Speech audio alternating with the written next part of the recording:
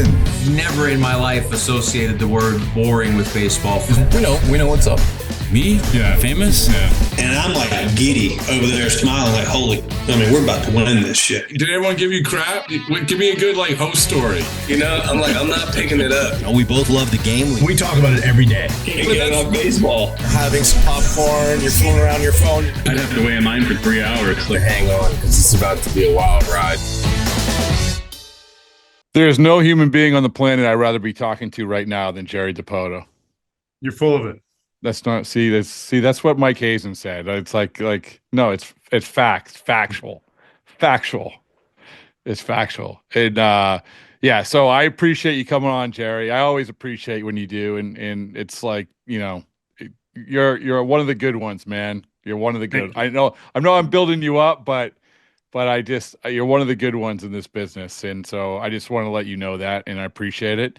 So yeah, thanks for coming on, and congratulations. As we sit here, first place, right? So yeah, it's and the guys really, if you date back to I guess August 1st or thereabouts last year, right about the trade deadline, we changed some personnel, picked up Randy Arozarena, Victor Robles really took off, Justin Turner did a nice job for us finishing out the end of the 24 season, and I guess as important as anything else, we got we changed leadership and really overturned our offensive profile with Edgar Martinez and now Kevin Seitzer and Bobby Magianis, and they've all done a fabulous job, and we've been pretty consistent offensive team for most of the last, we'll call it 3 baseball months, which seems like an eternity for me. There's about 5 things I wanted to pick apart with what you said, but off of your success over the last, like you said, since last August. But you would mention the hitting coaches, and the Rangers just made a move with Brett Boone, and obviously the Rockies had made a move with Clint Hurdle. Last year, the Yankees, or 2 years ago, it was last year, Sean Casey comes in. Obviously Edgar Martinez and Kevin Seitzer, they're players, right? And you have to have a sense of what is the right fit. It's not just, hey, this is who I think is going to be best. It's also the right fit. What did you sense it was a right fit with those guys? Because as you said, it's a results business and the results have been good. We had the benefit of having worked with Edgar when I first arrived in Seattle back in the I guess September of 2015. Edgar was the hitting coach who I inherited. And for my first 3 full seasons, Edgar was our hitting coach. And, not until he decided he wanted to step back was it even a consideration for him not to be the hitting coach. And in the time since, he's maintained connection with us as kind of an advisor, but mostly under the radar, not wanting to step on anybody's toes, and I've known Seitz since the 90s, and the two of them share a common trait, very positive. They both believe in the same type of offensive approach, which is focus on the middle of the field, be on the fastball, and just visualize hitting a line drive through the center. And it's amazing how many times you're going to pull a homer when you think like that. And they're both as calm as they come. It's Seitz is a little more openly enthusiastic, but they're both positive. They talk calmly and they keep guys rooted. And when you look at what they did in their careers, one's a Hall of Famer, the other was an All-Star. They both accomplished a lot. The credibility that they bring to the dance and the calm that they make you feel when you're a hitter who might be in a 2 for 20, it's they've been there and they can really kind of calm the water. By the way, Seitzer has to be a top 10 wiffle ball. With the right. Am I remember this right? With the front, you had the sleeve and he pulled up the sleeve almost like it was a tank top by the time the pitch came in. So that's amazing. I just thought he was impossible to get a ball by. Yeah. It was great.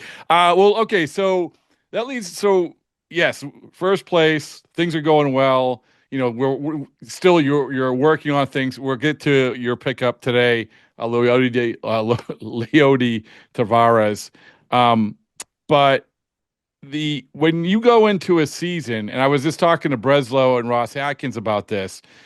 May trades are so rare, and in large part because you have the blueprint. You have the blueprint of what you feel like this is going to be what it is.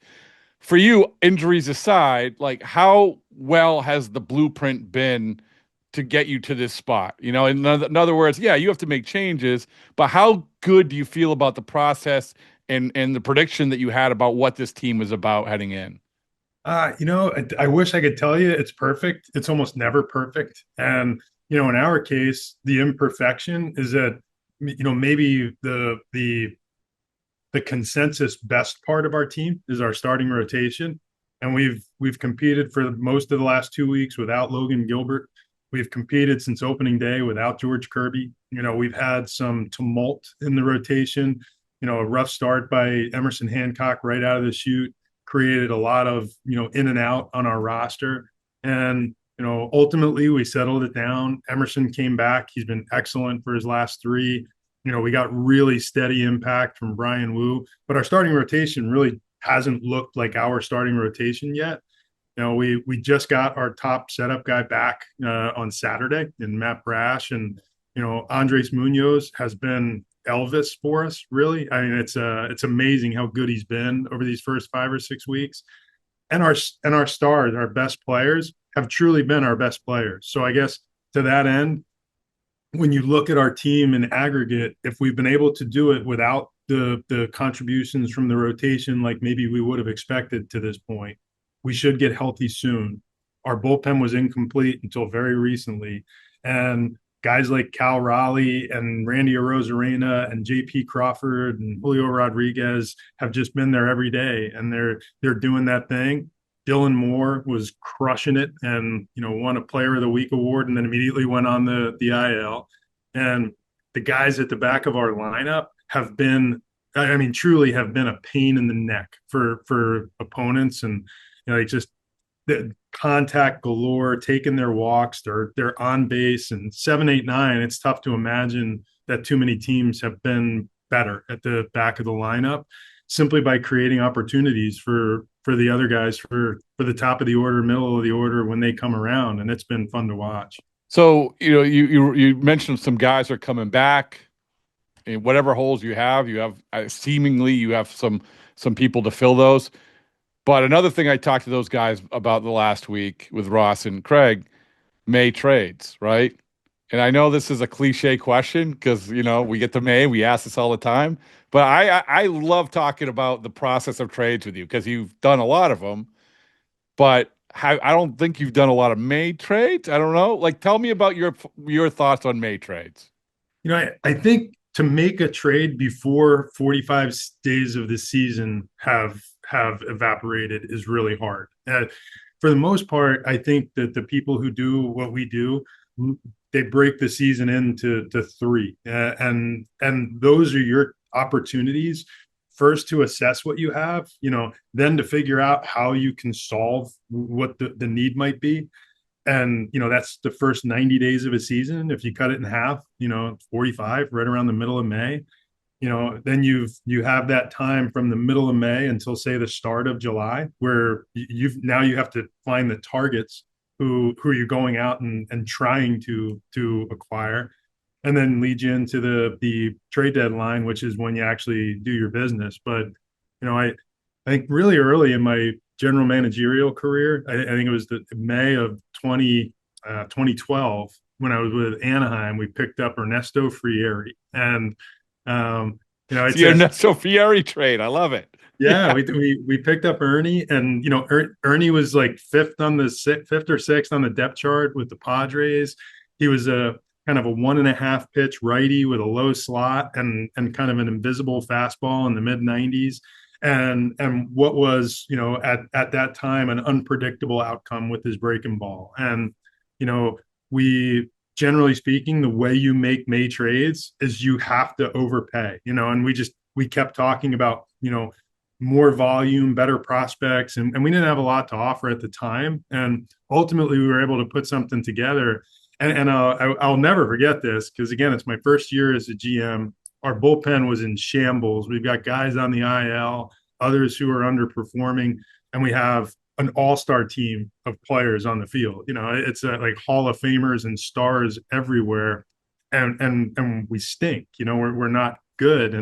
And we picked up Ernie.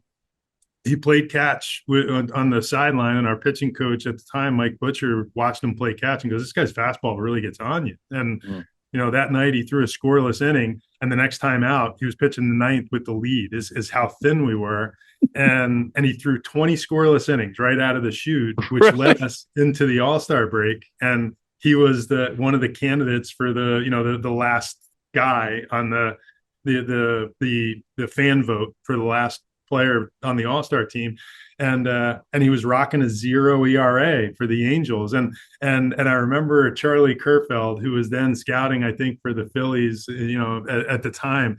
He said, how in the hell did you have this guy, throwing 20 scoreless? I said, believe me, it wasn't what we thought we were going to get. You got to get lucky too. But yeah, it's early in the season. It's really hard to acquire players unless you are willing to considerably overpay or do something in terms of total volume. Like you might have seen last year. I think it was in May when the Padres acquired. Yeah, it was actually the anniversary was Sunday. Yeah, the year anniversary with Leody Taveras trade. Yeah. Yeah, which at the time it was a bushel of guys that were considered near the top of their prospect food chain. And our eye has been great for them. So it's you've got to be willing to push in. I think the recklessness to push in is required, which is maybe a trait that AJ and I share from time to time. And he had the guts to do it, and it makes a difference. All right. Well, like that leads me to you. Like you said, you like making trades, or you're not afraid to make trades. I should say that. How more difficult has it become to make trades? Like even in the last year, because like there's obviously the information's a lot of the same, and all the reasons. Well, how much more difficult has it become? I don't know if it's ever, it's not really easy to make trades because no two people in baseball see players through the same lens. Everybody's got a slightly different take. You're always going to value your own players more highly than someone else typically does, simply because you know who they are as people, their work habits, and you believe in them. Otherwise, they wouldn't be on your team. And the others might view it as simply filling a need, and that's probably not going to motivate you. I think the biggest difference for me in recent years, as front offices have gotten bigger, and the people that are involved in trade discussions have just become more expansive. Instead of being one or two people from the Mariners discussing a trade with one or two people from the Diamondbacks, it has turned into multiple people sharing information, thought, and there are more than a handful of teams that will periodically do check-ins, and mostly they're just doing recon on how do you value this player, how does he value this one, and we're at a point in I guess the industry's history where a lot of teams have a lot of the same data to help them make decisions, which generally results in players being viewed in a very small window where, it used to be that, your belief in a player would take him to level 10. Now, the data kind of normalizes a lot of that. And the way you see a player's future value is probably not wildly different than any of the other 29 teams. Well, it's really hard to make a deal. Well, I mean, you probably don't trade for Ernie, right? I mean, like maybe that's different. I don't know. It's different times, right? Back in 2012. So about team building, obviously, as we tape this, you pick up Taveras was DFA'd by the Rangers. I'm interested to how that process works. I mean, I'm very fortunate to have you on right now because, hey, listen, you can say whatever you want about the player, but I'm also interested how that process works. How do you come to that point where you pick him up? Well, he actually was not DFA. I'm sorry, waivers, right? Yeah. Yeah, he was put on outright waivers immediately. And, the DFA, when a player is DFA'd, effectively, it's a 7-day stretch where they have the ability to connect and trade that player, or he has to go to waivers. Leody is out of options. He can't be sent back to AAA without clearing through waivers. And, in this particular case, the Rangers didn't go through the formality of the 7-day window to try to negotiate a trade. They simply just put him on outright waivers. And, we committed pretty early internally, like, well, we're going to put in a claim and I hope he gets to us. And, we were kind of surprised that he did. And he's 26 years old. He's a year and a month removed from a 2.5-win season, playing center field every day for the world champs. And he's a 65-70 runner. He's got a 65-70 hose. He has stolen 20 plus bags in a season. He'll give you 12, 15 homers, and that's not considering the athleticism and the upside that he still brings to the dance at 26. And he's making a little bit of money this year, but he's under club control for the next 2 years, which makes it even more appealing to us. And right now, with so many players banged up and injured, we had real opportunity. We lost Victor Robles, who likely isn't back, anytime before the All-Star break. We recently lost Luke Raley to an oblique, and we've got Randy Arozarena in left and Julio in center, and right field has been a bit of a menagerie for us. And we thought this is an opportunity to try to cash in on a young guy in not too dissimilar a way to what we did last year with Victor Robles. And, in this one, all we had to commit was money. We didn't actually have to trade prospects to make it happen. Is it rare whether you have the sort of the guy puts, listen, I'm glad you clarified that about the DFA and the waivers. A name is put on there. Everybody in your group sees it and like, okay, let's go. Like is it rare? Because, a lot of people, the whole idea of a front office a lot of times is dissenting opinions, but was that rare? Yeah, it's like, I would be lying if I said that there wasn't a dissenting opinion or two. Okay, that's fair. We will immediately start those discussions, and it'll go to a Slack among our scouting and front office and analytics groups, and people will weigh in. But by and large, this was an easy decision, largely because of the fit that we have for Leody right now in our roster is smoking, and it's hard to stumble across a guy. He's been worth 5 wins above replacement over the last 2+ years, and those guys don't fall off trees. And I think when Jim Leland once said this to me when I was with him in Colorado. He said, if you want the good ones, the only way you get them is in free agency or when they're struggling. And it's that's the two ways. And there's not an open free agent market necessarily in the middle of May, but there is the ability to go acquire a player who didn't get off to a great start, and we still believe in his physical skill set.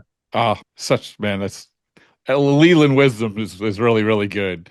I appreciate the time you're giving me. The last couple things is just the draft that's coming up was weird. It's not coming up as fast as it used to come up, which is a whole nother story. Like, it is, it is what it is. Like, what are we doing? Like, you guys have got enough to worry about with the trade deadline, draft in the middle of the All-Star game.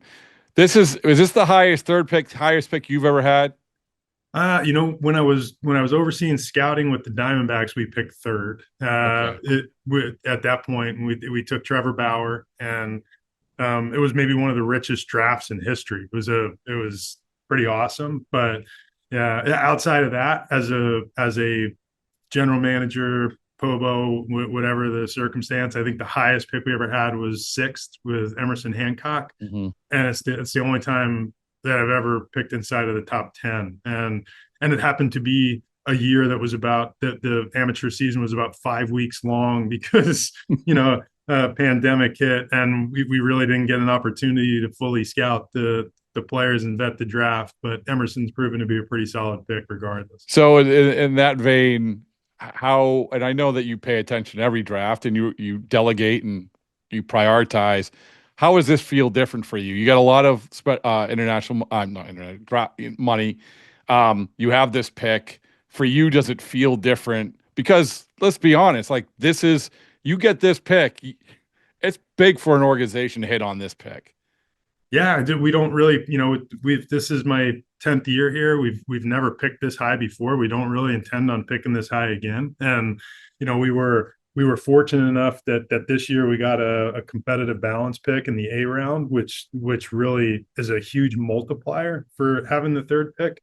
And it resulted in us having the largest pool of slot bonus money of anyone in the industry, which gives you a lot of power on draft day. And it's not a consensus at the top of this draft like it is in most, who might go in those first three picks.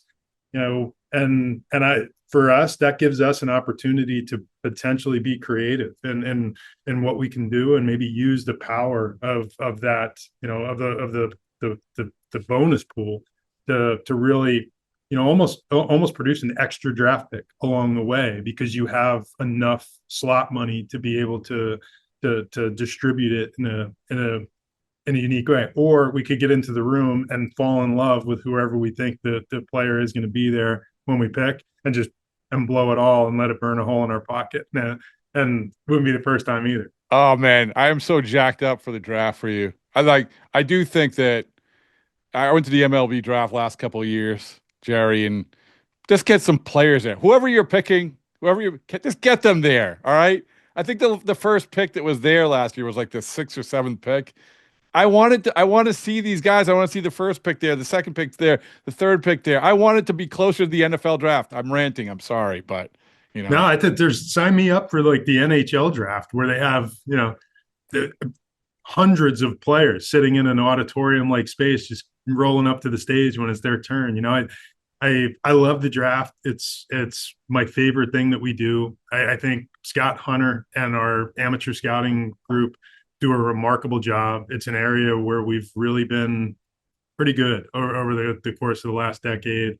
And a lot of the players that we talked about earlier, Scott and our group have they've gone out, evaluated, we drafted them, we signed them, they came through our system, and now that group of players makes up the backbone of our team. And that's when you really feel like you're all together. Is when you've been holding hands since these guys were, in some cases, 16 years old, and they come up, they are part of the family. There's an element of trust that just naturally forms through the years, and that's when your culture is really clicking. And right now I think we are in that stage of our evolution, where our leaders, Cal Raleigh's and Julio Rodriguez and Logan and George and Wu, they've all come through our system, and it makes the environment so much more fun to be involved. And I think it means something in terms of connectivity with your fan base too. They know all the players.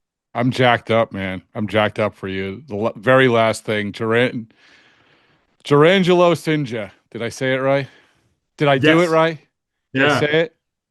I wish we knew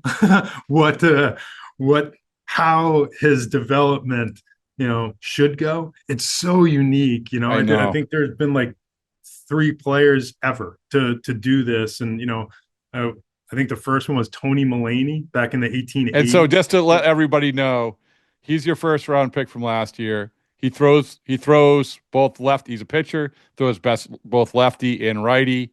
So anyway, I just wanted to clarify. Yeah, very unique. Super athlete, an unbelievably fun skill set. Right now we're trying to cultivate, a switch pitcher who throws 92 to 95 as a lefty and throws 95 to 100 as a righty. And, he's got a really sharp breaking ball. As a right-hand pitcher, he's a little further along in his development simply because he's done it more. But he's been famous since he was 10 years old. He pitched in the Little League World Series for Curacao, and he has an unbelievably unique skill, and we're trying to help it evolve. And I'm sure we're going to rip up the plan and restart it 3 times until we figure it out, because on this one there is no book.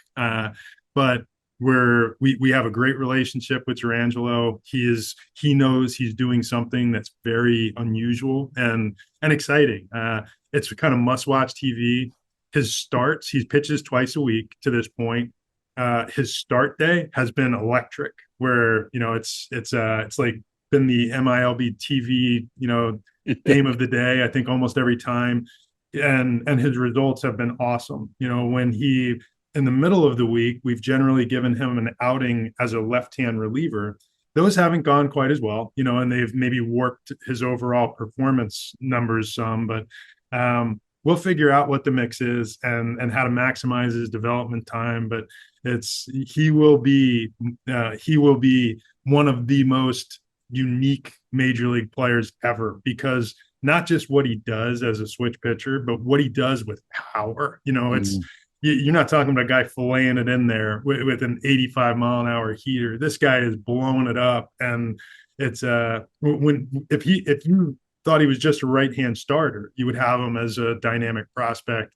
And then when you see him flip his glove and start chucking it from the other side, you're like, whoa, what's this? What was it like in the draft room? I know that you probably answered that question before, obviously, but since we're talking about the draft, I mean, that must have been wild. He was going in, he was a darling for everybody. It's typically when we start our draft meetings, it's amazing how much the conversations will meander. You'll debate, sometimes you'll argue, you get back and forth, but there's always going to be this handful of players who are whatever group is, if you were talking, if it's your analyst, it's your area scouts, it's your cross checkers, it's your executive decision makers, your scouting director. Every one of those elements of our decision making group had Jurrangelo in their yes bucket, and that made it very easy. And we identified pretty early on. You do a lot of recon. Who might be there when you pick? Can you get a deal done with this guy? And as we got into the draft room, I would say a couple of days outside of the start of the draft, we were fully invested in trying to get something done with Gerangelo, and then it just became a matter of, will he be there when we pick? And we were fortunate he was, and I think we got a good one. Well, listen, thanks, man. Like always one of the highlights. I appreciate it. I'll bring some energy, man.